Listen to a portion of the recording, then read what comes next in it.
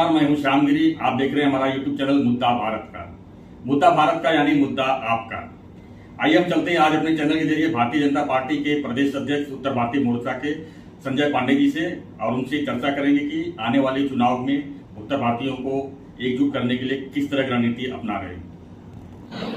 संजय पांडे जी, मुद्दा भारत में आपका स्वागत है। हम आपसे उत्तर भारतीयों के बारे में बात करेंगे। आप महाराष्ट्र प्रदेश के उत्तर भारतीय के अध्यक्ष हैं, तो उत्तर भारतीय जो मुंबई और ठाणे शहर में या महाराष्ट्र में जो रह रहे हैं उनको एक प्लेटफॉर्म पर लाने के लिए आप किस तरह की पहल कर रहे हैं और क्या भूमिका निभा रहे हैं? आपकी बड़ी जिम्मेदारी दी गई है। देखिए, भारतीय जनता पार्टी पूरे समाज के हर घटक को अपने साथ लेकर के चलने में विश्वास रखती है। माननीय प्रधानमंत्री नरेंद्र मोदी जी का नारा आप सबको पता ही है, सबका साथ, सबका विकास और सबका विश्वास। बिल्कुल उसी प्रकार से महाराष्ट्र भारतीय जनता पार्टी में उत्तर भारतीय मोर्चा प्रदेश की जवाबदारी आज अध्यक्ष के तौर पर मुझ पर है, और हमने उत्तर भारतीय समाज के हर घटक को, न जात न पात न वर्ण व्यवस्था, हर कोई एक उत्तर भारतीय जो महाराष्ट्र में रह रहा है, और उस अंतिम व्यक्ति को न्याय देने के लिए संगठनात्मक दृष्टिकोण से हमारे जिला अध्यक्ष, हमारे जिला की टीम, मंडल अध्यक्ष, मंडल की टीम, ये हमेशा से प्रवास कर अपने समाज के बीच जाकर के अपने समाज के लोगों की आशाएं आकांक्षाएं हम तक पहुंचाती हैं, और उसका हम निवारण करने के लिए अपने शीर्ष नेतृत्व के पास देते हैं। इस प्रकार से भारतीय जनता पार्टी उत्तर भारतीय मोर्चा का पूरा संगठनात्मक ढांचा इस समाज को पूरा महाराष्ट्र बीजेपी की तरफ ले आता है, और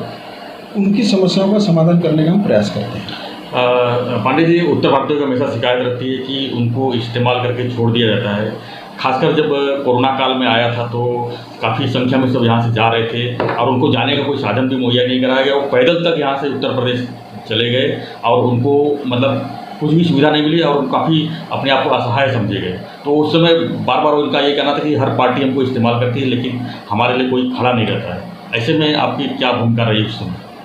देखिए, ऐसा है कि कोरोना काल बहुत ही दर्दनाक काल रहा है, खास करके महाराष्ट्र में। जी, आपने देखा होगा कि माननीय पंतप्रधान नरेंद्र मोदी जी ने एक आह्वान किया, सारे देश को जनता कर्फ्यू लगाया, उसके बाद में लॉकडाउन लगा दिया।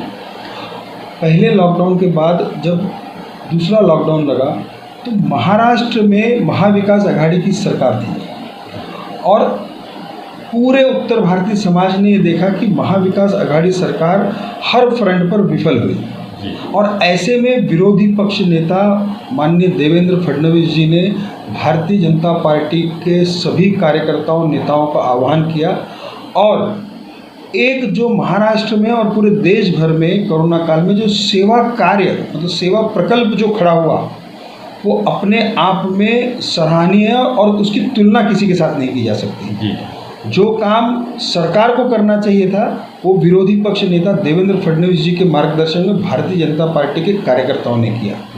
और जहाँ तक बात है दिहाड़ी मजदूरों का और उत्तर भारतीय समाज का यहाँ से स्थलांतरित होना, तो महाविकास आघाड़ी सरकार ये द्वेष का राजनीति कर रही थी। ऐसे आपत्ति काल में भी उन्होंने हमारे दिहाड़ी मजदूरों के लिए कुछ नहीं किया। विपरीत उसके अगर हम देखें कि भारतीय जनता पार्टी के कार्यकर्ता और नेता, चाहे वो उनको अनाज देने की बात हो, खाना देने की बात हो, या फिर दवा देने की बात हो, फर्स्ट एड देने की बात हो, और यहाँ तक नहीं कि ट्रेन से उनको अपने गांव में भेजने की बात हो, उसके लिए प्राइवेट फंडिंग इकट्ठा करके लोगों को अपने अपने गंतव्य तक पहुंचाने का काम ये भारतीय जनता पार्टी के कार्यकर्ताओं ने किया, माननीय देवेंद्र जी के नेतृत्व के अंदर में। और उसी प्रकार से माननीय योगी आदित्यनाथ जी ने वहाँ पर जो यहाँ से स्थलांतरित होकर के मजदूर गए थे, उनके लिए एक बड़ा अच्छा नियोजन लगा करके उनको वहाँ पर काम मुहैया कराया, और उनको वहाँ पर फिर से स्थापित किया गया। तो ये महाविकास आघाड़ी सरकार और शिवसेना की सोची समझी साजिश थी, और ये बहुत दुर्भाग्यपूर्ण है कि हमारे दिहाड़ी मजदूर, जो अगर महाराष्ट्र आज इकोनॉमिक राजधानी है तो ये इन्हीं मजदूरों के दम पर है, और महाविकास आघाड़ी सरकार और उद्धव ठाकरे जी ने बहुत ही योजनाबद्ध तरीके से इन गरीब मजदूरों को यहाँ से स्थलांतरित होने पे मजबूर किया। तो अभी अब तो उत्तर प्रदेश में भी काफ़ी चीज़ें बन रही हैं, और उसमें काफ़ी मजदूर तो वहाँ पे भी मतलब अपना जीवन यापन करने के लिए अच्छी तरह से सेटल भी हो रहे हैं। तो क्या लगता है आने वाले दिन में यहाँ पर मजदूरों की कमी हो सकती है इस वजह से? देखिए कैसा है कि बहुत सारा जो यहाँ से मजदूर वर्ग गया था उसमें से बहुत सारा मजदूर वर्ग आज वहीं रह रहा है जी, क्योंकि उससे वहाँ पर रोज़गार उपलब्ध हो गया है। पर अब आने वाले समय के बाद आज ही मजदूरों की और दिहाड़ी मजदूरों की यहाँ पर कमतरता महसूस हो रही है। आप किसी भी इंडस्ट्रीज़ में चले जाइए, किसी भी कंस्ट्रक्शन साइट पे चले जाइए, लेबर के कमी का अभाव अभी है जी। और आने वाले समय में भी रहेगा। क्या लगता है इसका असर कितना होगा डेवलपमेंट में यहाँ पर और खासकर विकास में? बिल्कुल असर होगा, हो ही रहा है असर। चीज़ें देखिए आप, कोई भी डेवलपमेंट के काम, इंफ्रास्ट्रक्चर काम, उनकी गति धीमी हुई है क्योंकि जब मजदूर नहीं है तो काम कहाँ से होगा। तो एक तरह से बोल सकते हैं कि एक तरह से लोग उत्तर भारतीयों से नफरत करते हैं और वही उत्तर भारतीय यहाँ पर जो है मुंबई को मुंबई बनाया है, अब आज उसकी कमी जरूर महसूस होगी। आज वो कमी महसूस हो रही है और ये महाविकास आघाड़ी सरकार सिर्फ वसूली में ही लगी हुई है। इनको न प्रदेश के विकास से कुछ सरोकार है, ना ही मुंबई के विकास से। अगर इनको इतनी ही समझ होती तो ऐसी घिनौनी हरकतें करते नहीं जिसकी वजह से दिहाड़ी मजदूर यहाँ से स्थलांतरित हुए। पांडे जी, एक और सवाल है, इस समय इशू चल रहा है मनसे का, खासकर जो मनसे को अब भाजपा से भी जोड़ के दिखा जा रहा है कि एमपी सरकार बोल भी रही है कि ये सब भाजपा करवा रही है मनसे से, अब राज ठाकरे जो वही करेंगे जो भाजपा कर रही है। तो एक तरह से उत्तर भारतीय और मनसे का हमेशा क्रॉस रहा है, तो इन सब चीज़ों को कैसे आप फाइट करेंगे? देखिए इसमें फाइट करने का विषय नहीं है। विषय ये है कि मनसे को कोई चला रहा है, भारतीय जनता पार्टी चला रही है, ये बात सरासर झूठी है, ये मनगढ़ंत बातें हैं। भारतीय जनता पार्टी हिंदुत्ववादी पार्टी है और किसी ज़माने में शिवसेना भी हिंदुत्ववादी पार्टी हुआ करती थी। राष्ट्रवादी कांग्रेस और कांग्रेस के साथ हाथ मिला करके आज वो अपने आप को हिंदुत्ववादी पार्टी के दायरे से बाहर लेकर चली गई है। आज शिवसेना ये सूडो सेक्युलर शिवसेना हो गई है।